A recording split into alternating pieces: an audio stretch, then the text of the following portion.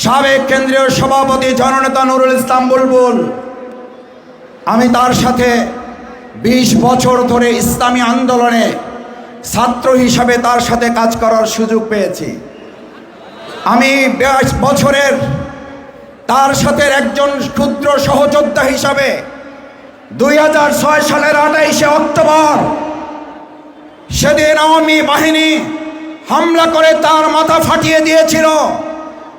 আবার 2013-14 সালের ঘটনায় এখন আপনারা জানেন তার এক পায়ে গুলিবিদ্ধ। তিনি কখনো কখনো যখন চেয়ারে বসে নামাজ পড়েন অথবা দাঁড়িয়ে নামাজ পড়তে পড়তে যখন কখনো দেখি বসে যান, তখন মনে হয় নুরুল ইসলাম বুলবুল একজন নেতা নন, শুধু জীবন্ত শহীদের নাম। নুরুল ইসলাম বুলবুল চাঁপাইনবাবগঞ্জের সম্পদ নয়, নুরুল ইসলাম বুলবুল গোটা বিশ্ব ইসলামী আন্দোলন